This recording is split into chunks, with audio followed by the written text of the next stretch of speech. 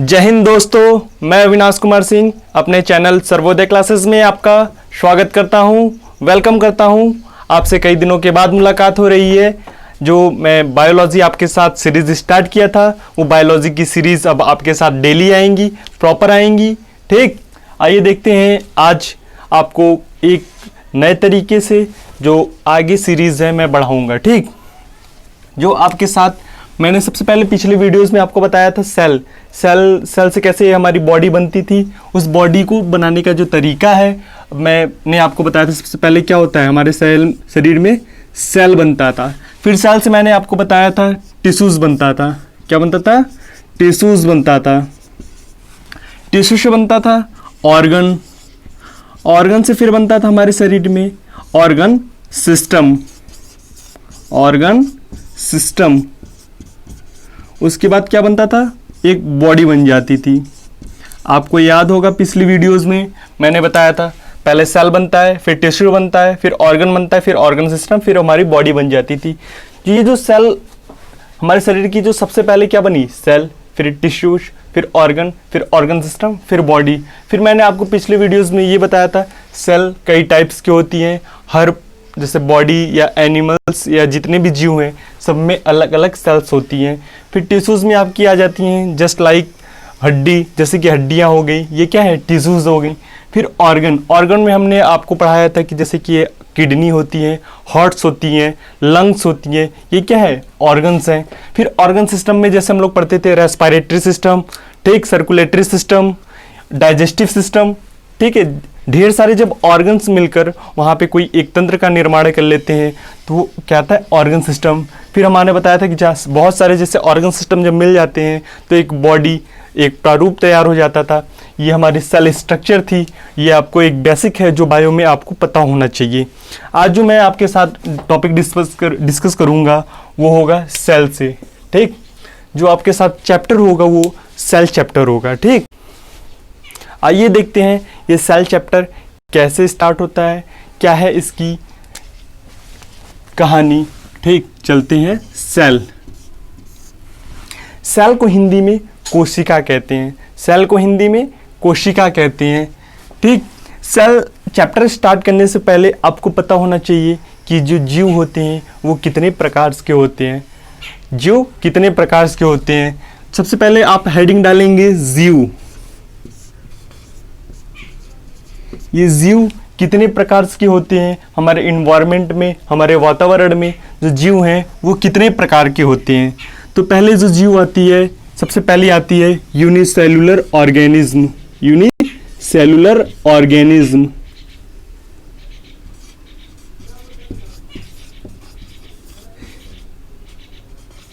इसको हिंदी में एक कोशिकीय जीव कहते हैं।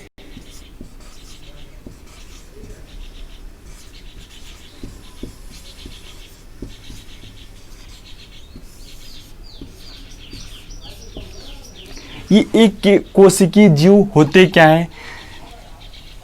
इसमें क्या होती है? जो कोशिकाएं होती हैं, कोशिकाएं भी कई प्रकार की होती हैं। जो यूनिसेलुलर यानी एक कोशिकीय जीव होते हैं, उसमें जो कोशिकाएं होती है वो सारी कोशिकाएं एक ही प्रकार की कोशिकाएं होती है, इसलिए इस प्रकार के जीव को एक कोशिकीय जीव कहते हैं। ये एक कोशिकीय जीव के उदाहरण की बात करें तो जैसे हमारा अमीबा, उसके बाद दूसरी उदाहरण की बात करें तो प्लाज्मोडियम।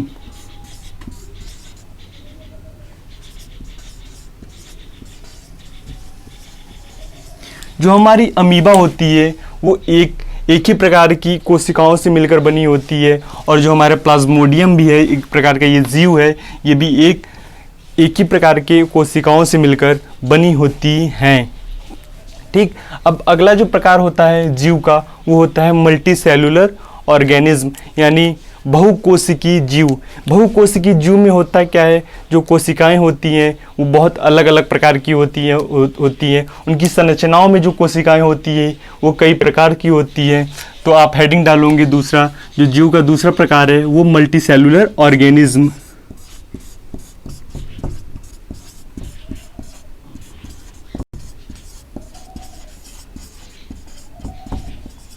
इसको हिंदी में बहुकोशिकीय जीव कहते हैं, बहुकोशिकीय जीव कहते हैं।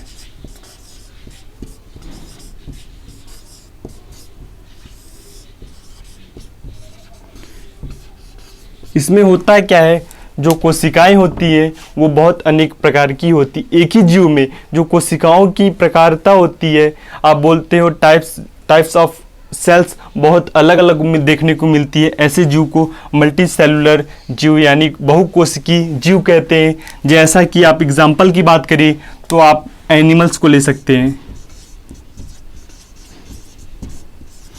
दूसरे एग्जाम्पल की बात करें तो आप प्लांट्स को ले सकते हैं।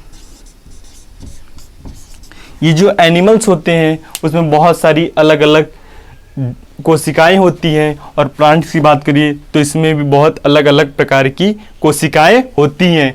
आइए अब देखते हैं, अब अपना जो सेल चैप्टर है, अब यहाँ से आपका सेल चैप्टर याद स्टार्ट करते हैं, सेल चैप्टर स्टार्ट करते हैं। अब आप हेडिंग डालेंगे product of cell, product of cell, यह सेल किससे किससे मिलकर बना होता है, सेल के बारे में, सेल की संरचना के बारे में अब देखेंगे। तो आप हेडिंग डालोगे प्रोडक्ट ऑफ सेल।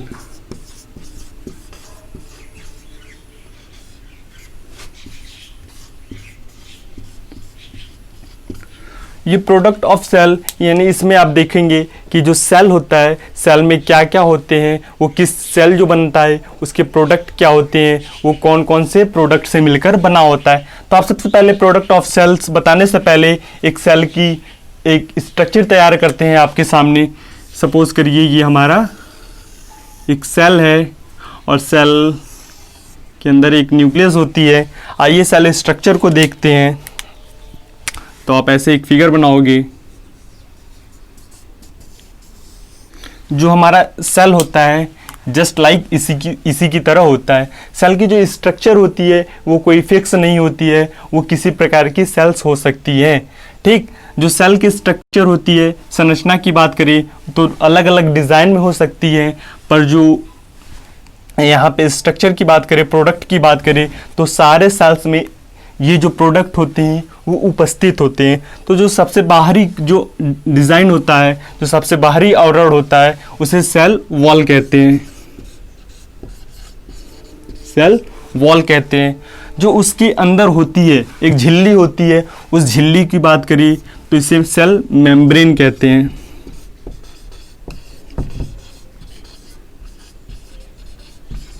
अंदर न्यूक्लियस होता है। ठीक, तो हमने सेल स्ट्रक्चर देखा। जो बाहरी पार्ट्स, जो बाहरी आवरण होता है उसे सेल वॉल, जो उसके अंदर एक झिल्ली नुमा संरचना होती है उसे सेल मेम्ब्रेन, और जो अंदर एक गोल सा होता है संरचना उसे न्यूक्लियस कहते हैं। इसके अंदर और भी पार्ट्स होते हैं, पर हम लोग पहले सेल वॉल, सेल मेम्ब्रेन और न्यूक्लियस पढ़ेंगे। न्यूक्लियस के अंदर डीएनए व आरएनए होते हैं, फिर डीएनए आरएनए के अंतर्गत और भी बहुत सारी हमारी प्रोडक्ट होती हैं। तो सबसे पहले सेल वॉल, फिर सेल मेम्ब्रेन, फिर न्यूक्लियस देखते हैं, फिर आगे आपकी सीरीज ऐसे बढ़ती चली जाएगी। तो आप अब हेडिंग डालोगे सेल वॉल। आप क्या हेडिंग डालोगे? Cell wall. Product of cell में पहला हेडिंग डालोगे आप सेल वॉल।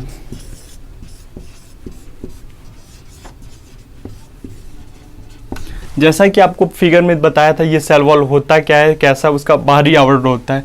तो जो सेल वॉल होता है, जो सेल वॉल होता है हमारे, वो केवल प्लांट सेल में पाया जाता है। ठीक, केवल ये सेल वॉल जो प्रेजेंट होता है वो प्लांट्स में प्रेजेंट होता है, ये एनिमल में प्रेजेंट नहीं होता है।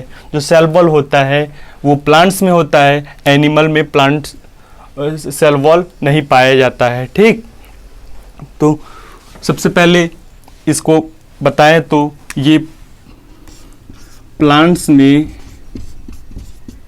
पाया जाता है।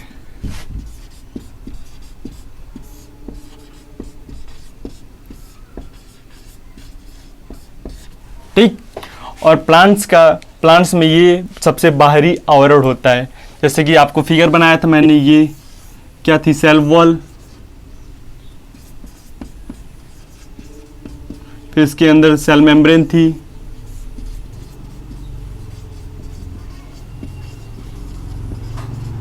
और इसके अंदर ये न्यूक्लियस थी। जो सेल वॉल होता है वो प्लांट्स में उसका जो बाहरी का आवरण होता है केवल ये प्लांट्स में पाया जाता है। ठीक, तो आप लिखोगे ये प्लांट्स का दूसरा पॉइंट डाल के लिखोगे, ये प्लांट्स में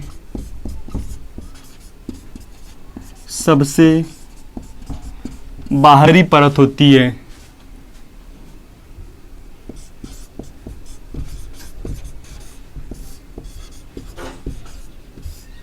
परत होती है। उसके बाद जो प्लांट्स में होता है, जो सेल वॉल होता है, सेल वॉल सेलुलोज से मिलकर बना होता है। जो सेल वॉल होता है वो सेलुलोज से मिलकर बना होता है। तो अगला आप हेडिंग डाल, तीसरा बिंदु डालोगे, जो सेल वॉल किससे बना होता है? सेलुलोज से मिलकर बना होता है। ठीक, आइए अब देखते हैं ये सेलुलोज होता क्या है, ये किससे बना होता है। तो सेलुलोज की बात करें तो ये क्या एक प्रकार का कार्बोहाइड्रेट से मिलकर बना होता है।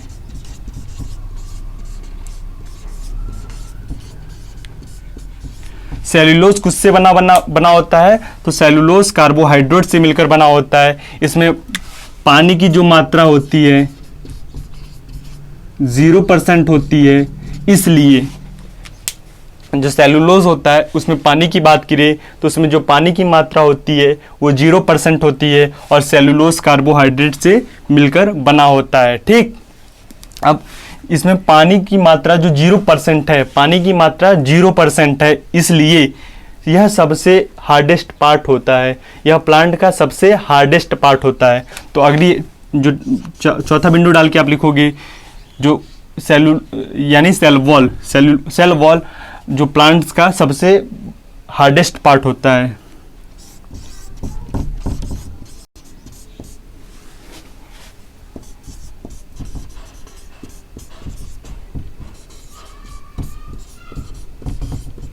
सबसे हार्डेस्ट पार्ट होता है।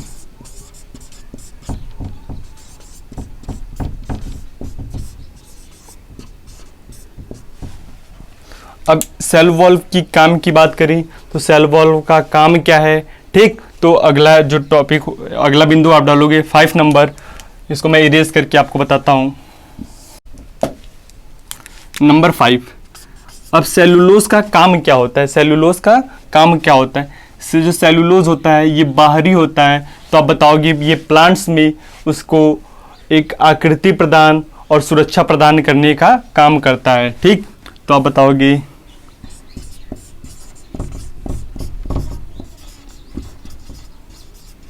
आकृति यानी शेप, उसकी जो शेप होगी वो कैसी होगी और सुरक्षा प्रदान करने का काम करता है।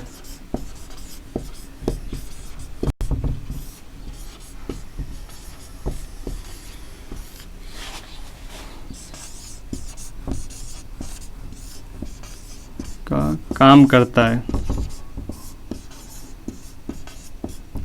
ठीक, तो हमने सेल वॉल के बारे में जान लिया।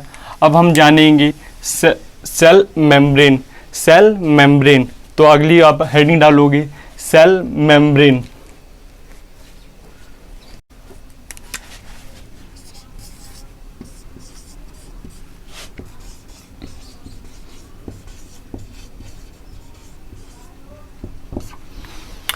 अब सेल मेम्ब्रेन की बात करें तो ये हमारा प्लांट्स और एनिमल्स दोनों में पाया जाता है। ये हमारे प्लांट्स में भी पाया जाता है और एनिमल्स में भी पाया जाता है। तो आपने देखा था कि जो सेल वॉल होता है प्लांट्स में वो बाहरी स्ट्रक्चर होता है, यानी बाहरी परत होती है। और तो उसके बाद जो यदि प्लांट सेल मेम्ब्रेन की बात करें तो उसका इनर पार्ट्स होगा। ठीक है, सेल वॉल ऊपर होगा, सेल मेम्ब्रेन नीचे होगा। लेकिन जो एनिमल्स के सेल की बात करें तो सेल मेम्ब्रेन होगा एनिमल्स में, वो आउटर पार्ट होगा। ठीक, वो सबसे आउटर पार्ट होगा। तो आप लिखोगे एनिमल्स का कौन सा ये लेयर है? आउटर लेयर है। तो आप लिखोगे आउटर लेयर। और प्लांट्स की बात करें तो ये प्लांट्स में क्या होता है, सेल वॉल होता है, और एनिमल्स में सेल वॉल नहीं होता है, इसलिए ये इनर पार्ट होगा, इनर लेयर होगा। ठीक। अब सेल मेम्ब्रेन बना किससे होता है, सेल मेम्ब्रेन बना किससे होता है, तो अब देखोगे, पहले हमने देख लिया जो सेल वॉल होता था। सेल वॉल क्या होता है, एनिमल्स में आउटर लेयर और प्लांट्स में इनर लेयर। ठीक। तो अब देखते हैं कि सेल वॉल किससे बना होता है। ठीक। जैसे हम लोग वहाँ पे देखा था कि जो सेल वॉल बना होता था किससे बना था, सेलुलोज से। अब देखेंगे सेल मेम्ब्रेन किससे बना होता है। तो इसको इरेज कर लेते हैं, फिर बताते हैं सेल मेम्ब्रेन किससे बना होता है, या यहीं पे बता देते हैं आपको। जो सेल मेम्ब्रेन बना होता है ये फॉस्फोलिपिड से बना होता है। किससे बना होता है, फॉस्फोलिपिड से बना होता है। It is made up of phospholipids, phospholipids. ठीक। यदि आपसे पूछा जाए सेल मेम्ब्रेन किससे बना होता है तो आप बताओगे फॉस्फोलिपिड से। यदि हम आपसे बात करें सेल वॉल किससे बना होता है तो आप बताओगे सेलुलोज से। ठीक। अब अगली जो टॉपिक होगी वो न्यूक्लियस। अब हम लोग जानेंगे न्यूक्लियस क्या होता है। ठीक।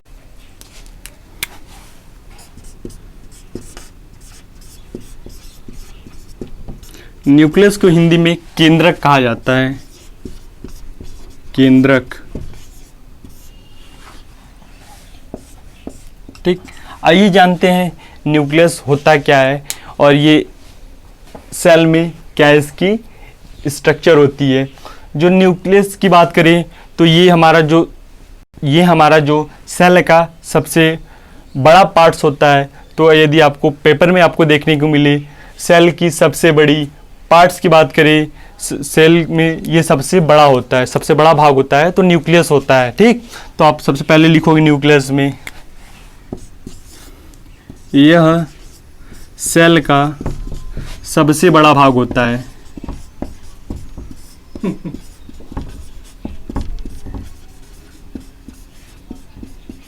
सबसे बड़ा भाग होता है। ठीक। अब ये न्यूक्लियस किससे किससे बना होता है तो आप ऐसे बताओगे स्ट्रक्चर बना के, न्यूक्लियस दो पार्ट से मिलकर बना होता है। पहले पार्ट्स को कहते हैं डीएनए और दूसरे को कहते हैं आरएनए। ठीक। जो न्यूक्लियस किससे किससे मिलकर बना होता है तो न्यूक्लियस डीएनए व आरएनए से बना होता है। ठीक। न्यूक्लियस में क्या होता है, न्यूक्लियस में न्यूक्लिक एसिड भरा होता है। ठीक। न्यूक्लियस में न्यूक्लिक एसिड भरा होता है। ठीक। न्यूक्लियस में न्यूक्लिक एसिड भरा होता है और न्यूक्लियस में दो पार्ट्स होते हैं, एक होता है डीएनए, एक होता है आरएनए। ठीक।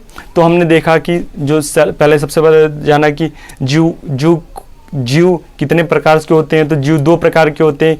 एक यूनिसेलुलर ऑर्गेनिज्म यानी एक कोशिकीय जीव, और दूसरा होता है मल्टीसेलुलर ऑर्गेनिज्म यानी बहुकोशिकीय जीव। ये सेलुलर ऑर्गेनिज्म की बात करें तो क्या होगा, मल्टीसेलुलर ऑर्गेनिज्म में हमारा प्लांट्स आते हैं, एनिमल्स आते हैं। फिर हमने देखा कि प्रोडक्ट ऑफ सेल यानी जो सेल होता है वो किससे किससे मिलकर बना होता है। तो सबसे पहले हमने बाहरी परत को देखा, वो सेल वॉल, फिर उसके अंदर सेल मेम्ब्रेन, फिर उसके अंदर न्यूक्लियस होता है। फिर हमने सेल वॉल की बात की, तो सेल वॉल ये प्लांट्स में प्रेजेंट होता है, ये एनिमल्स में नहीं पाया जाता है। ठीक। ये क्या होता है, जो सेल वॉल होता है प्लांट्स में सबसे आउटर लेयर होती है, सबसे बाहरी परत होती है, ये सेलुलोज से मिलकर बना होता है और ये हमारे प्लांट्स को क्या होता है, प्रोटेक्शन और शेप प्रोवाइड कराने का काम करता है। उसके बाद हमने देखा सेल मेम्ब्रेन। जो सेल मेम्ब्रेन होता है यह प्लांट्स में भी पाया जाता है और एनिमल्स में भी पाया जाता है। जो सेल मेम्ब्रेन होता है हमारे प्लांट्स में इनर लेयर की तरह काम करता है, यानी ऊपर क्या होता है, सेल वॉल होता है, फिर उसके नीचे सेल मेम्ब्रेन होता है। पर जो हमारे एनिमल्स में होती है उसमें सेल वॉल नहीं पाई जाती है, इसलिए यह जो सेल मेम्ब्रेन होती है प्लांट्स में ये आउटर लेयर की तरह कार्य करती है। फिर हमने देखा कि जो सेल मेम्ब्रेन और के अंदर सबसे अंदर न्यूक्लियस होता है। न्यूक्लियस हमारे सेल की सबसे बड़ी पार्ट्स होती है, सबसे बड़ी भाग होती है। जो न्यूक्लियस होता है उसमें न्यूक्लिक एसिड भरा होता है, उसमें न्यूक्लिक एसिड भरा होता है। और न्यूक्लियस की बात करें तो वो डीएनए व आरएनए से मिलकर बना होता है। तो जो अगली टॉपिक आएगी वो आपके साथ स्टार्ट होगी डीएनए व आरएनए, और इसके साथ आगे की जो सीरीज़ होगी, जो चैप्टर होंगे यानी प्रोडक्ट, जो बचे हुए प्रोडक्ट होंगे आपको अगली वीडियोस में मिलेंगी। आप तब तक इसे रिवाइज करें, आप समझें। यदि आपको कहीं नहीं समझ में आए तो आप मुझे कमेंट बॉक्स में पूछ सकते हैं, ठीक। और इस वीडियो को ज़्यादा से ज़्यादा लाइक करें, शेयर करें, अपने फ्रेंड्स को भी पास पहुँचाएँ, जिससे कि उन्हें भी जानकारी मिल सके, ठीक। धन्यवाद।